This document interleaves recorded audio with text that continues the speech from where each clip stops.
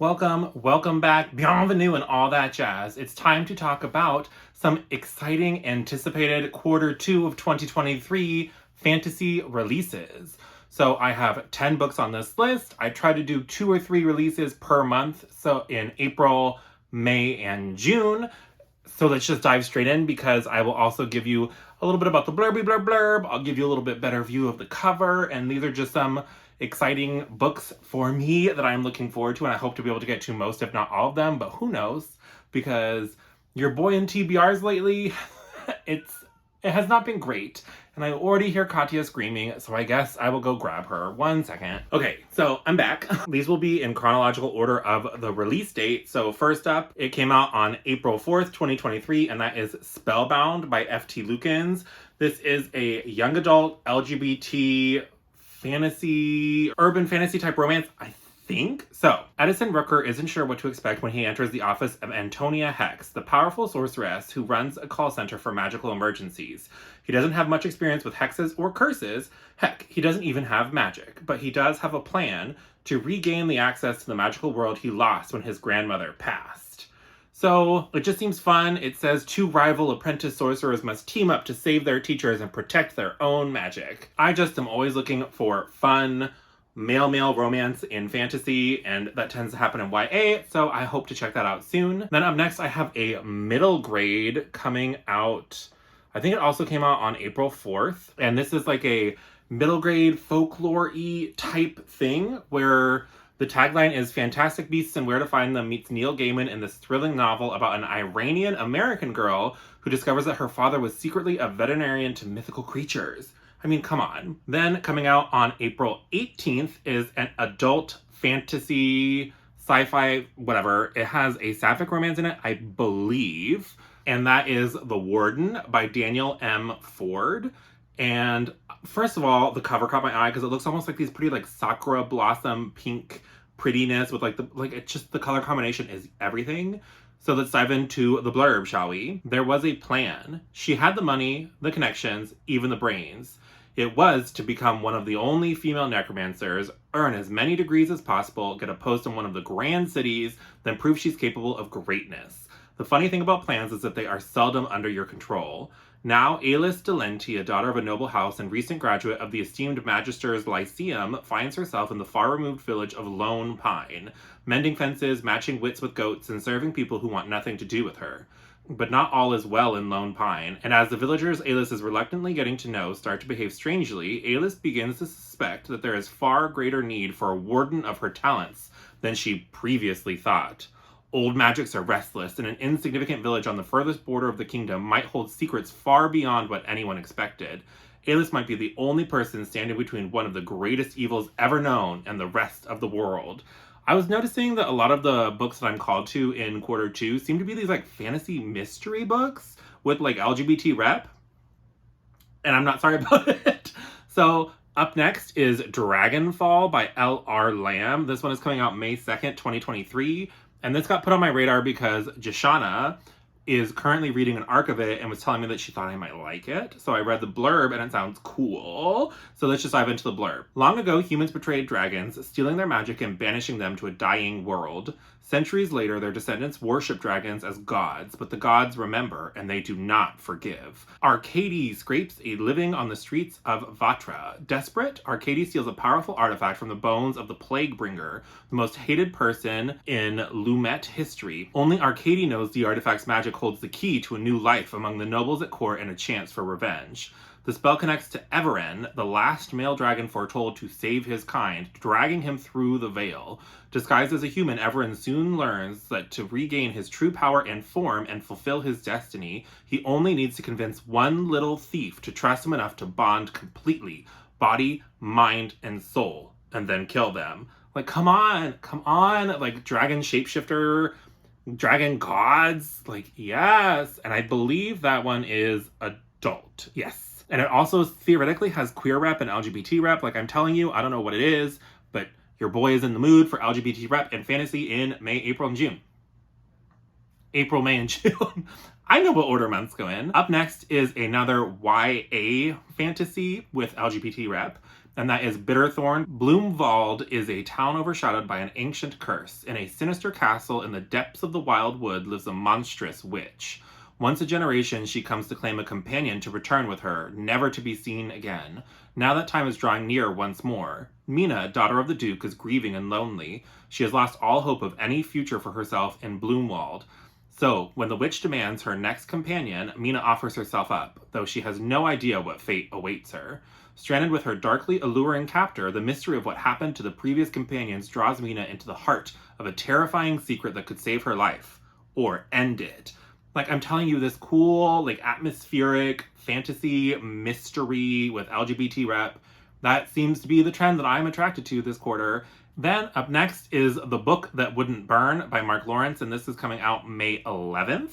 And I haven't really heard many people talk about it. I've heard a lot of talk about Mark Lawrence, obviously, for The Prince of Thorns and maybe Book of the Ancestor, like the Magical Assassin Nuns or whatever. But I've never read anything by Mark Lawrence.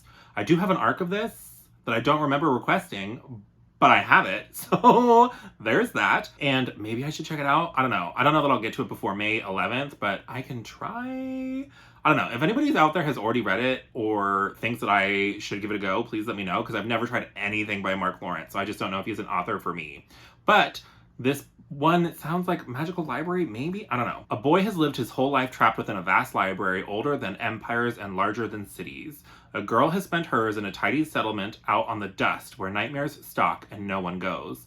The world has never even noticed them. That's about to change. Their stories spiral around each other across worlds and time. This is a tale of truth and lies and hearts, and the blurring of one into another. A journey on which knowledge erodes certainty, and on which, though the pen may be mightier than the sword, blood will be spilled and cities burned. Like, I have literally, like, that tells me absolutely nothing. Like, that has to be one of the most useless blurbs. So, there's a boy, and there's a girl, and there's maybe a library. Cool. Like, thanks for nothing. Yeah. So, I still have no idea what that's about, so that's cool. But I still think maybe I'm intrigued. I don't know. Maybe I'll have to wait for people to start giving reviews of it to see if I think it's a book worth my time or, like, something that I think I would enjoy. On to the next. So, the next is Witch King by Martha Wells, and this is coming out May 30th, and this is on my radar because obviously everybody and their mom has always been talking about the Murderbot Diaries, which I have not read. So this would be my first book by Martha Wells, but it's also coming in a subscription box. And so hopefully it looks beautiful and I love it, but who knows? But this is her standalone fantasy, I want to say. I don't know. It's adult fantasy. It seems like it will be interesting. So, after being murdered, his consciousness dormant and unaware of the passing of time while confined in an elaborate water trap, Kai wakes to find a lesser mage attempting to harness Kai's magic to his own advantage. That was never going to go well. But why was Kai imprisoned in the first place? What has changed in the world since his assassination? And why does the Rising World Coalition appear to be growing in influence? Kai will need to pull his allies close and draw on all his pain magic if he is to answer even the least of these questions. Pain magic? Okay, I mean, this just sounds like a kind of intriguing, like, another mystery premise, right? Where we have this demon who was murdered and is now, like, locked in a trap, and this person, Kai, is using magic to kind of take control of this demon or do something? I have no idea, but I am intrigued. Then up next, coming out on June 5th, is The Master of Samar, which is another adult queer fantasy, I believe.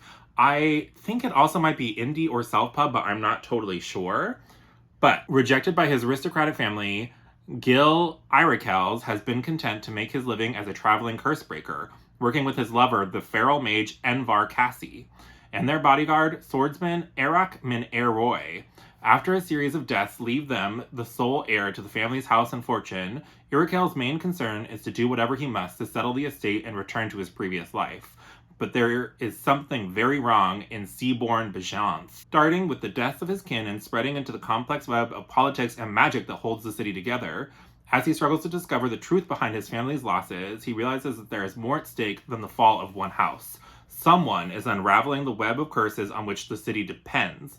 and Irakels is the only person who can stop them if it's not already too late. So first of all, this kind of calls to me because it's an already established male-male couple, and I like not always having to see like the first blush of love or the initial lust for people, you know what I mean? Like sometimes it's fun to see like an established couple and the banter and that kind of stuff. So I really hope that it gives those vibes. It literally has 1 rating and 0 reviews, so I really have no expectations on this, and I'm just gonna wait probably to see more reviews to see if it's great or not, because I have never heard of Candlemark and Gleam. I'll have to do some like internet research to see like what's up with that. Then up next is Threads That Bind by Kika Hatzopoulou, and this is coming out May 30th. And this is a young adult Greek mythology retelling type situation. So, descendants of the Fates are always born in 3s. 1 to weave, 1 to draw, and 1 to cut the threads that connect people to the things they love and to life itself. The Aura sisters are no exception. Io, the youngest, uses her fate-born abilities as a private investigator in the half-sunken city of Alante.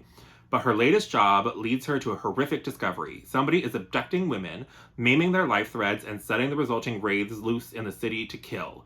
To find the culprit, she must work alongside Edai Runa, the right hand of the infamous Mob Queen, and the boy with whom she shares a rare fate thread linking them as soulmates before they've even met. But the investigation turns personal when Io's estranged oldest sister turns up on the arm of her best suspect. Amid unveiled secrets from her past and her growing feelings for Edai, Io must follow clues through the city's darkest corners and unearth a conspiracy that involves some of the city's most powerful players, before destruction comes to her own doorstep. So again, we're just thriving on this urban fantasy mystery thing that's going on. And then the final thing on my list is Gods of the Weird Wood by R.J. Barker, and this is coming out June 27th. And this girl is getting a little wiggly, so let's say goodbye to our princess, and then I will be right back to talk about Gods of the Weird Wood. Okay, well, now that I'm covered in cat hair. So I've heard of R.J. Barker because of, is it like the Bone Ships or something? That he sounds very familiar. I have never read those books. I've heard great things about the Bone Ships, so I thought that this sounded really intriguing, so let's dive in. The Northlands of Krua are locked in eternal winter, but prophecy tells of the chosen child who will rule in the name of their god and take warmth back from the south. Kahai Du Nahir was raised to be this person, the Kaul Rai, the savior, taken from his parents and prepared for his destiny, but his time never came. When he was 15, he ceased to matter. Another Kaul Rai had risen, another chosen one, raised in the name of a different god. The years of vicious physical and mental training he had endured, the sacrifice, all for nothing. He became nothing. 20 years later, and Kahai lives a life of secrecy on the edges of Krua's giant forests, hiding what he is, running from what he can do. But when he is forced to reveal his true nature, he sets off a sequence of events that will reveal secrets that will shake the bedrock of his entire world and expose lies that have persisted for generations.